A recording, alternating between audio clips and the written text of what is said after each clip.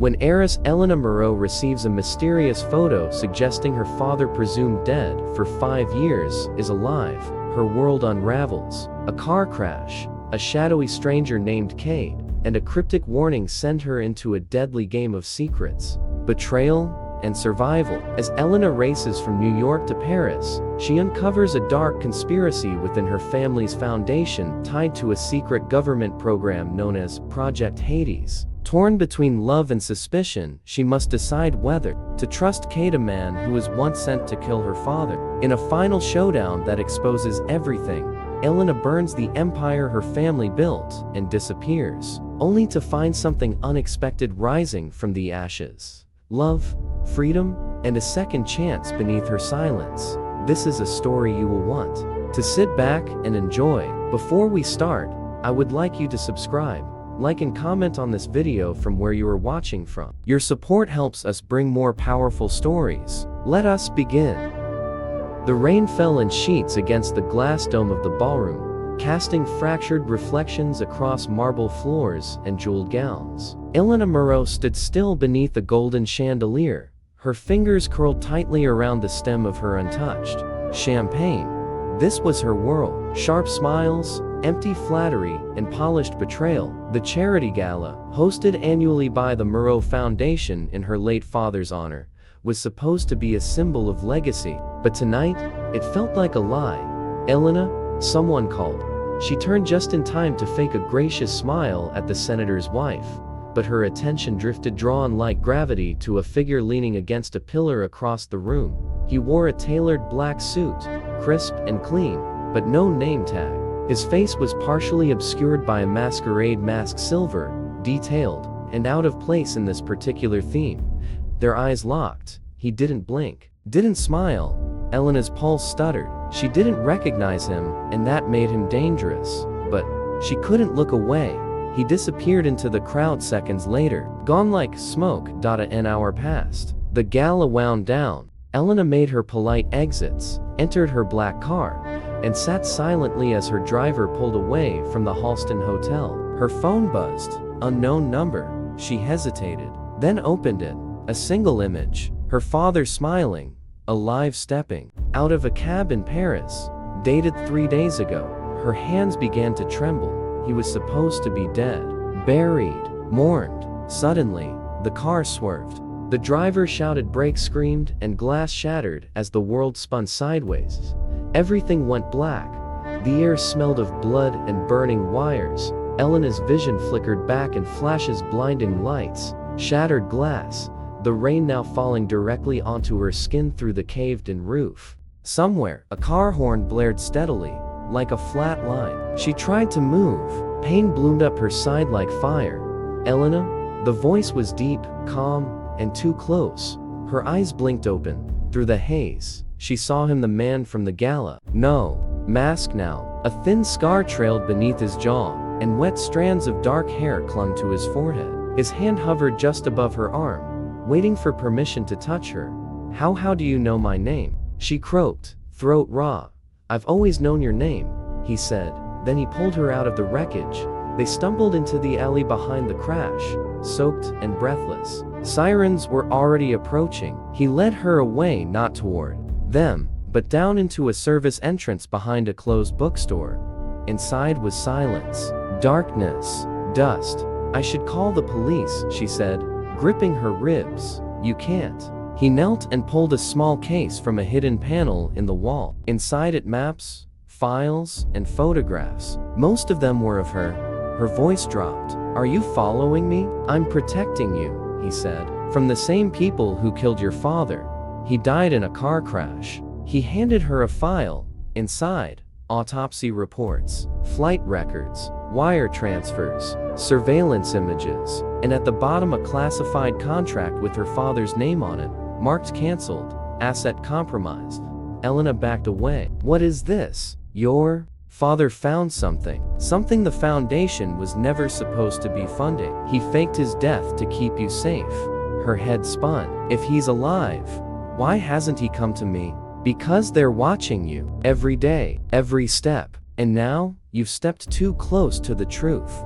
Lightning flashed outside. She looked up and caught her reflection in the dusty bookstore mirror. Except it wasn't just her in the glass. Behind her a red laser sight hovered on the back of her head.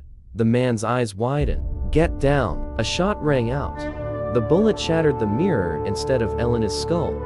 He had moved faster than thought, slamming her down behind a row of book crates just before the second shot punched into the wooden shelf above their heads. Dust rained down like ash. "Stay down," the man growled, drawing a compact pistol from his coat. Elena's ears rang as glass cracked around her. Somewhere above, footsteps pounded across the second floor. Whoever had come for her wasn't working alone.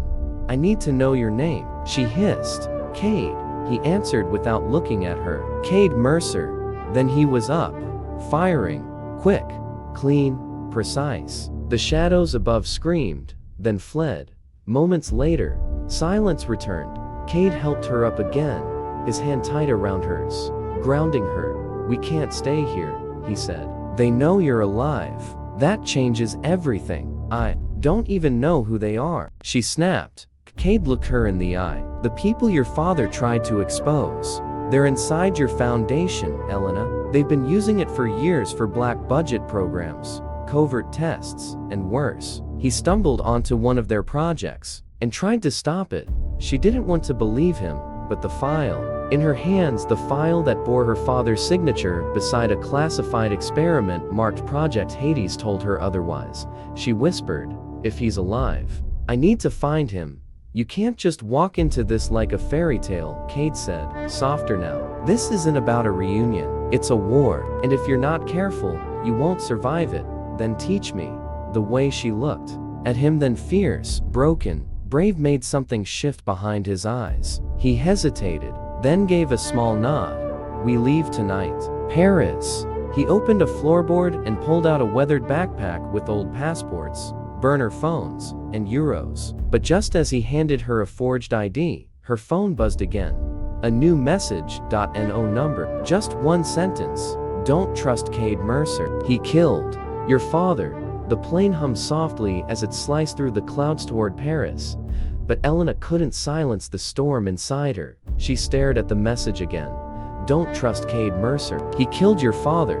He sat beside her, asleep, or pretending to be, his arm loosely crossed over his chest, the scar beneath his jaw catching the faint cabin light. She remembered the way he'd shielded her from bullets, dragged her through fire. But now, doubt coiled in her stomach like a cold serpent. She turned away and whispered, "What if I'm next?" They landed under rain. From the airport, they moved like ghosts, switching cars, ducking security cameras, disappearing into the Paris underground. By midnight, they reached a crumbling estate on the city's edge. Elena recognized it from an old photo her father used to keep in his study. "This was your family's safe house," Kade said. "If he's alive, he'll come here." But the house wasn't empty. Inside, they found a wall covered in maps, photographs, newspaper clippings, and dozens of sketches drawn in her father's hand. It was like walking into his mind. Elena moved to a single Polaroid pinned above the rest. It was her, from just a week ago. Candid, smiling, walking through Central Park. "I think he's been watching me," she whispered. Kade stood quietly beside her. "Not watching, protecting." She turned sharply. "Then why did someone say you killed him?" His jaw clenched. "Because I was supposed to." The room froze. "I was part of the task force sent to silence him," Kade said. "We didn't know who he really was. They told us he was a threat. But when I got close, I realized he wasn't running from justice, he was running from people like me." "So why didn't you do it?" she asked, heart pounding. He stepped closer, voice low. "Because he begged me. Not to spare him, but to protect you." The front door creaked.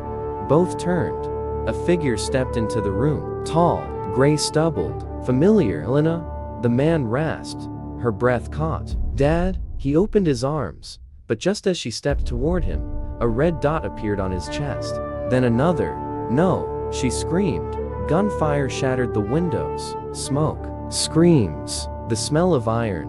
Elena was thrown to the floor as her father tackled her to safety. Kade fired into the shadows as masked men stormed the estate. It was chaos. But this time, Elena didn't freeze. She grabbed a fallen pistol and followed Kade's lead, shooting back a far cry from the woman who once flinched at champagne corks. Together, they fought until the last of the intruders fled into the night. Her father collapsed beside her, bleeding. "We don't have long," he whispered. "They know everything now. Project Hades. It's not just about weapons. It's mind control, behavioral programming. They're planning to launch it globally. Then we expose them," she said. "The foundation belongs to me now, no?" He pressed a flash drive into her hand. "That's what they want. You need to burn it down. Every trace. Before they use you as their puppet." He looked at Kade. "You were the last man I expected to trust." "I didn't do it for you," Kade said. "I did it for her." The next week was a blur. International headlines. A leaked scandal. Resignations. Arrests. The Moreau Foundation fell. Elena vanished. Months later, in the quiet hills of northern Italy, a vineyard overlooked the sea. Kade worked silently beneath the sun, fixing a collapsed trellis. When he heard footsteps on gravel, he turned. Elena stood there, sun-kissed, strong, wearing a soft smile that still carried sorrow. "No more secrets," she said. He wiped his hands and stepped toward her. "No more lies," he replied. Then, in the silence, their hands found each other, and beneath the weight of everything they had lost, they began again, together.